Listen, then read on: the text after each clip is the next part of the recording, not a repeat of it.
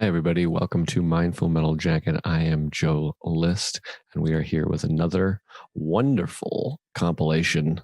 I believe it is called Normalizing Therapy, which I think is an extremely important thing and something that, incidentally, we've done on the podcast. Wasn't setting out to do. To me, it's always been normal and not weird or embarrassing, but I understand it is to a lot of people. People are self-conscious about it, resistant to it.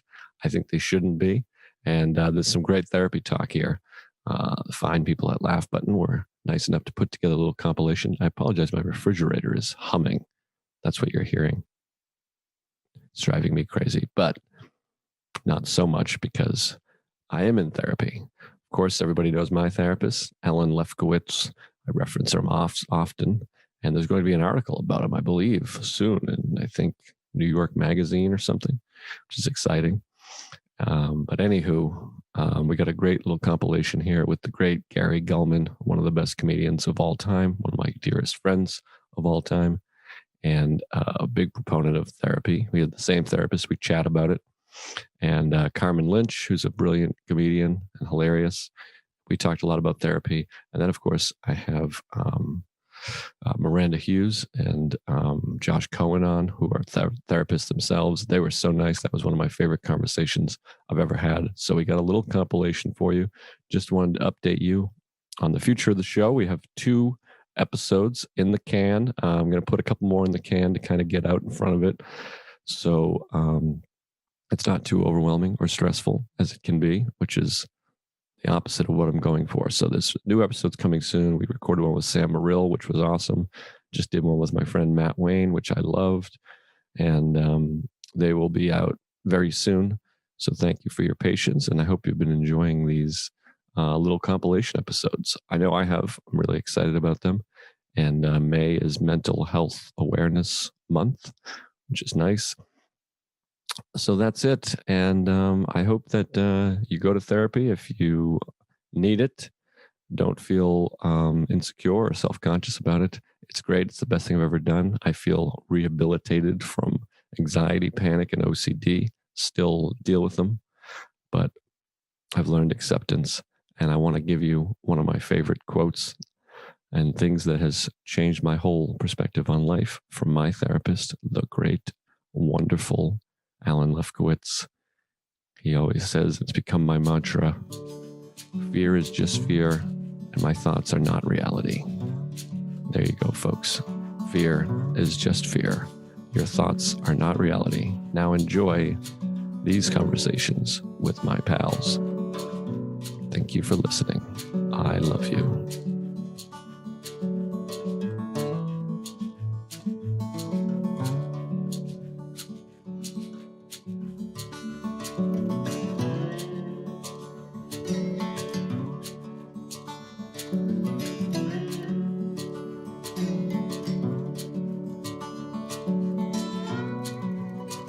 Just the idea of that fear is just fear and your thoughts aren't reality, which has become like my mantra, is that it's just fear. And as my therapist always says, of course, like, of course you're anxious. Like, I'm so nervous. And he's like, of course, it makes sense. You should be nervous. You're on TV or whatever situation when you're anxious. Usually it's like, it makes sense. It's your body trying to, you're nervous. I mean, you have a nervous system. It's there for a reason. So it's no big deal. It's just anxiety. Do you think that it's something nature or is it nurture? Like, do you think it's something like it runs in your family? Or do you think if you had therapy at age 10 or your parents or guardians had been more like, let it all out, things are wonderful, do you think it would have changed you? I think, well, my therapist is, and I've heard people be like, he's completely incorrect. But my therapist, who I love and treasure, he says it's all learned behavior. His thought is there's some things like, bipolar or maybe a couple things that are hereditary neurological diseases or whatever, but most behavior is learned. And my mother is extremely anxious. My father had anxiety, and his brother had panic attacks. And I think it's more the way I was raised and my family, the way my Yeah. family connects and responds to things is sort of trained. I don't know, but I think about that all the time. I'm like, if I grew up in, Haleiwa, Hawaii, would I be completely different? Would I be like surf Yeah. guy and, hey man, all right, it's cool? Yeah. Or would I be this way? I don't know. What do you think? I think it's everything you said, because I mean, my father comes from an alcoholic side, and I think that generation, no one in my family has ever been to therapy before. So Mhm. I think they just learned how to just deal with it, and they've never really had to live outside of their bubble. So, my parents met quickly, they got married, they're still together, so they didn't have, I mean, they had their own struggles, but maybe they just never had to deal with therapy or medication, Yeah. It's just Yeah, a no, different world.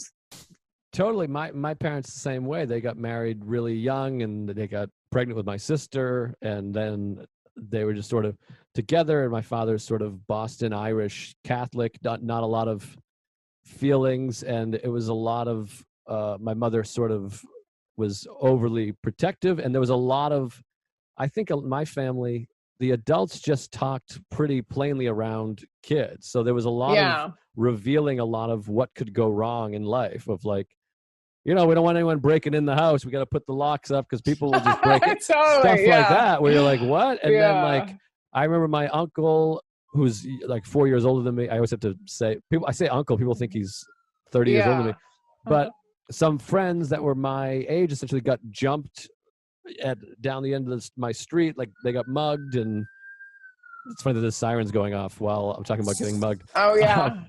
But Reston. they got mugged when I was 11. It was during the 93 World Series, I remember. And like, there was just like, oh my God, we got mugged. And like, we got to call the police. They just jumped out of the bushes. And to me, like, I was just like, oh my God, like people can jump out of the bushes. Like, and no one ever sat me down to be like, listen, like bad things happen, but most likely they won't. And I can remember driving through bad neighborhoods and my family being like, lock the doors, people. And the idea that like, wait, someone could just open our car door and pull us out of here. Like, there was a lot of stuff like that, that you're like, geez, this is crazy. And so I think it just put this Yeah. crazy fear in you, and this feeling of lack of control was really scary. I don't know. I mean, those are some thoughts that I've had that could lead me to feel that way.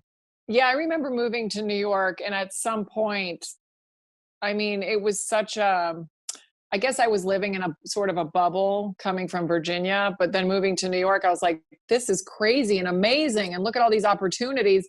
But then one day it hit me like, it's almost like I almost wasn't ready mentally to deal with anything. Right. And that's when I went through this, I need to talk to somebody.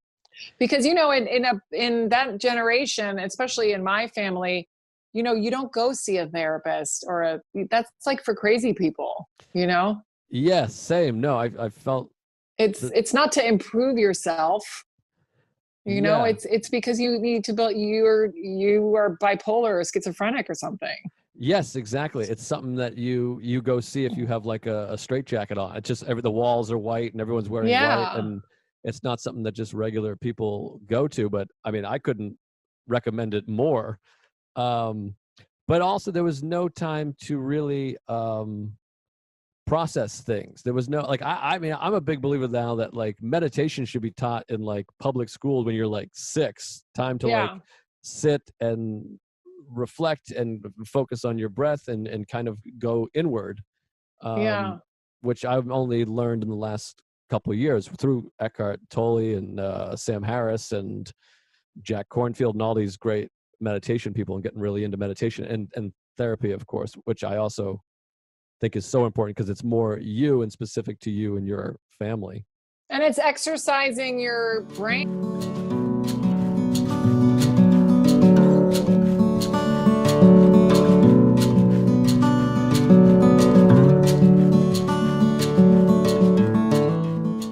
I started off, I feel it was almost like the dark ages in therapy, in that I started going my freshman year of college, and I kept it from my girlfriend for 2 years. I would sneak in and out of the place. I never told her what I was going. Whenever I had to go in the summer, I would say I had to check on my financial aid. And she said, when I finally told her what was going on, she said, I knew it was odd that they would make you come in and discuss your financial aid every Thursday.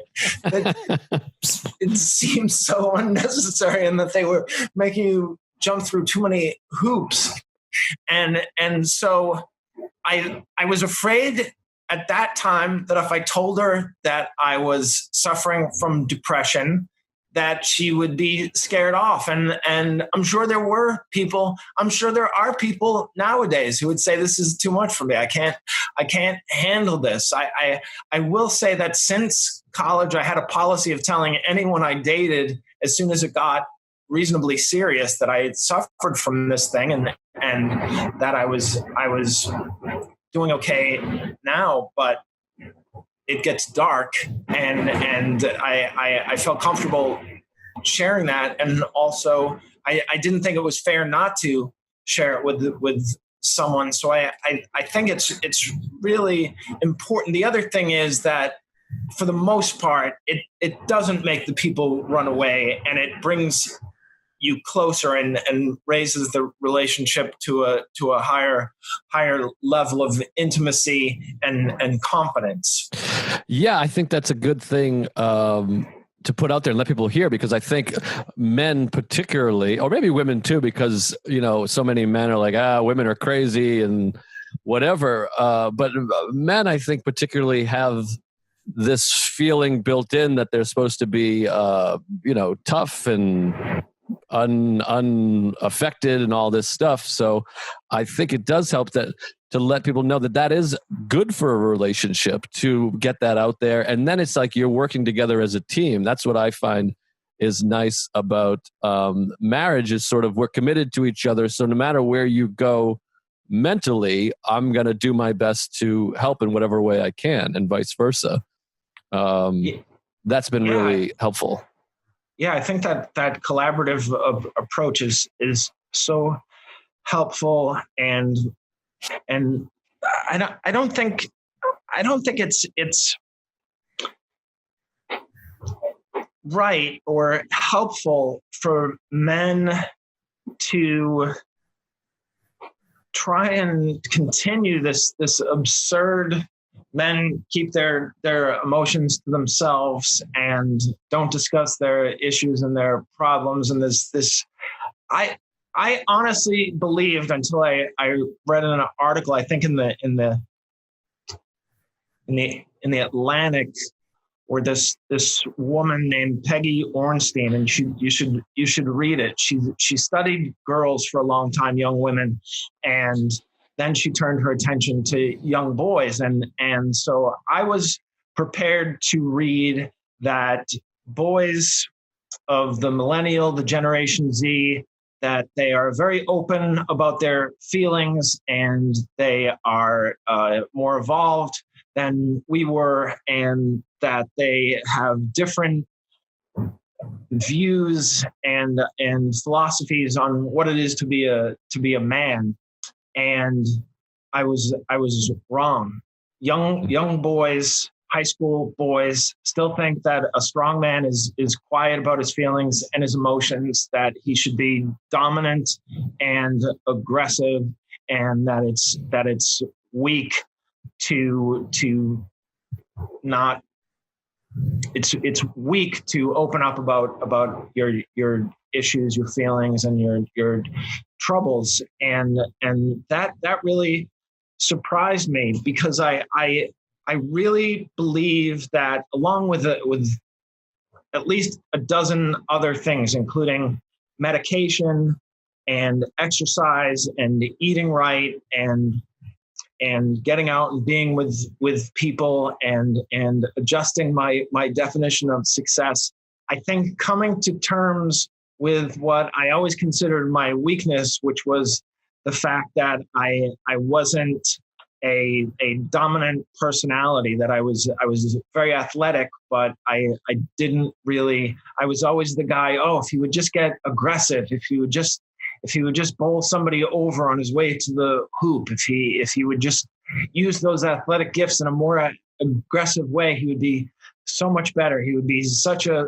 star. And so I hated that aspect of me. And it wasn't until I addressed it out in the open on This American Life with Ira Glass, where I talked about what a colossal failure I was in football at Boston College, that I felt unburdened. I was like, oh, nobody has this on me anymore. This idea that I was so soft as a tight end, that I could jump very high and catch the ball, and then I really wanted to get to the ground as soon as possible so that I didn't take too big of a hit. And so it was so cathartic, which is a word that gets used so often, but it really felt like such a relief that nobody had this on me. And it goes back to something Alan told me on like one of my first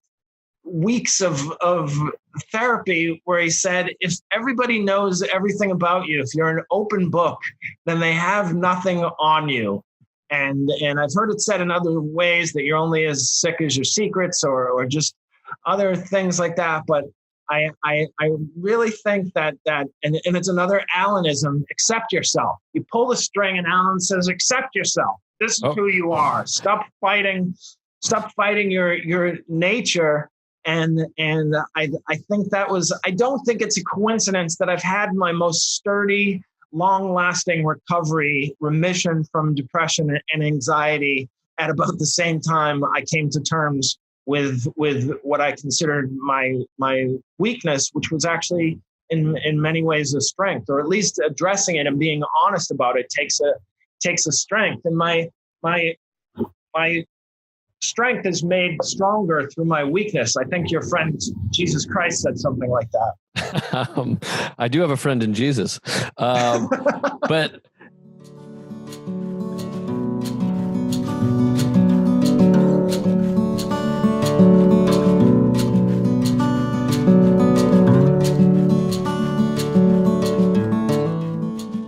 my mother found these notes I saw a therapist or an analyst when I was 7. And she took notes on them.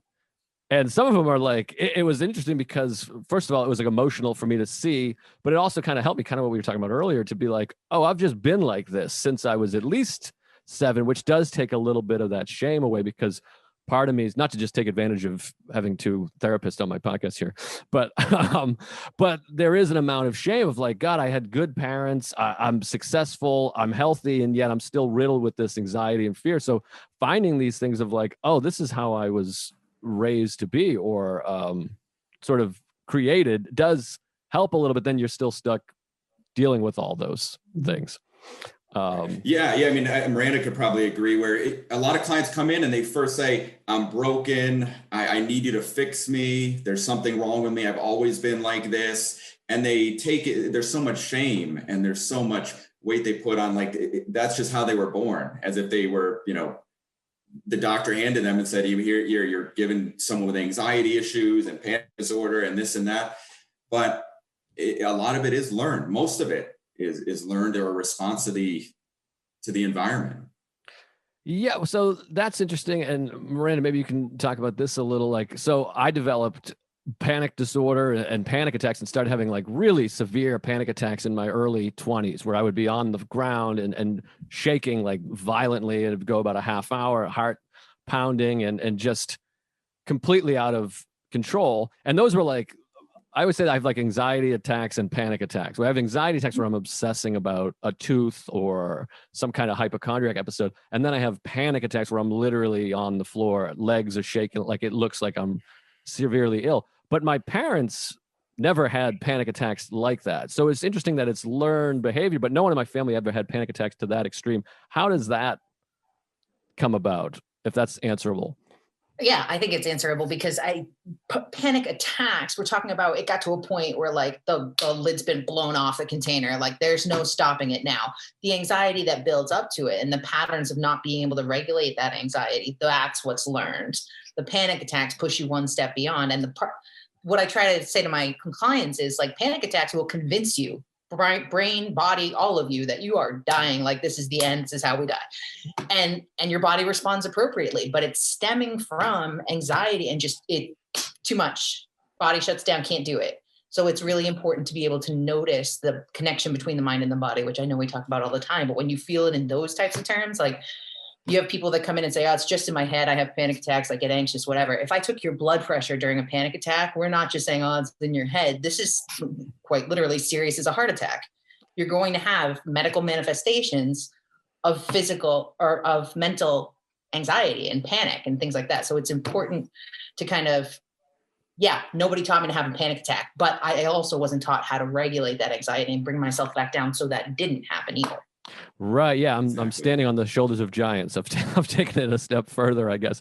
But so maybe if you listened to last week's episode with Judd, I kind of talked about how my anxiety somehow manages, and this blew my mind, that I could start having like really physical pain, like in my tooth, not from even grinding my teeth, but from actually just this weird pain there. And it's like not acute pain. It's just a general pain. And then a doctor tells me there's nothing wrong with your teeth and it goes away. And it's like, I have no pain for about a week. And then all of a sudden I got stomach cramps or a headache. And I've had so many, which is like magical in a way to me, that's kind of stopped through therapy and all this stuff.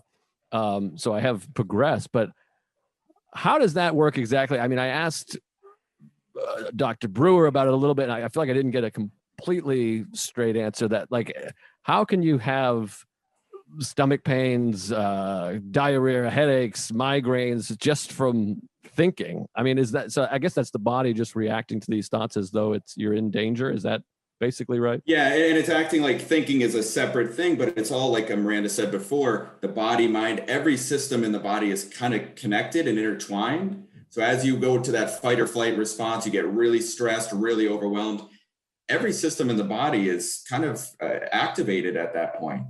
Right. And for you, if you're not processing through it in the right way, it might end up manifesting in a stomach ache, in a headache, in a nagging toothache. That's signaling you need to do something. You need to do something different than you're doing. Right. And have you guys read Dr. Sarno? Do you know Healing Back Pain? That book. I mean, that basic idea is about that your brain body connection is creating some kind of pain to have you focus on, as opposed to thinking about whatever happened in your childhood. Is there any truth to that? Because I know he's a very controversial doctor, but that book made a tremendous amount of sense to me. And every time I've heard him talk. It does give you a focus, right? It gives you something to take your mind off of anything. It doesn't necessarily mean it has to be as deep as a child, but when you're focusing on your tooth, for example, does it kind of take the edge off the anxiety? Because I'm only worried about the tooth. I'm not worried about my work day, my other pains, anything else that's come up. I'm very focused on I'm hyper focused on the tooth. And that gives me an outlet for my anxiety.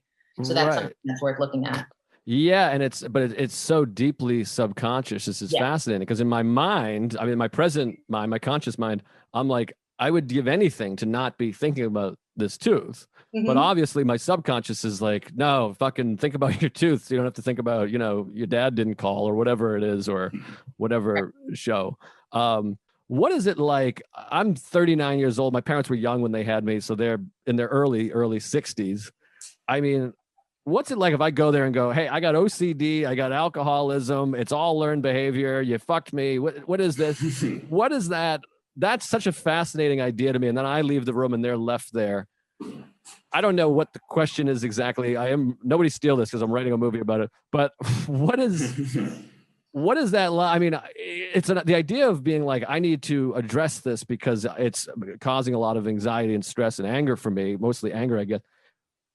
Is it wrong to put that on their lap? Is it good? I mean, what happened? I don't know if this is a question. I'm volleying it back to you. Miranda, you look like you have something to say there. It is. When we went through grad school, my roommate and I had a deal that if anything happened to one of us, the other one would completely destroy the computer and any notes, because we had to be writing on our own families the entire time we were in school. Right. I wasn't welcome at family gatherings without, I swear to God, if you bring up what happened when dad was 12 again, you need to leave, because it was constantly dredging up this stuff, right? So you in therapy individually would work with your therapist to figure out, is it helpful to address them face-to-face? Is that something I need? How do I want that to look?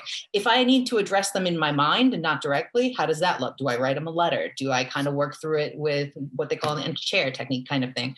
Or do I need to like come to terms with they did the best they can with what they had, and can I move past it without directly speaking to them? And nothing is a given. You don't necessarily have to confront them. You don't necessarily have to not.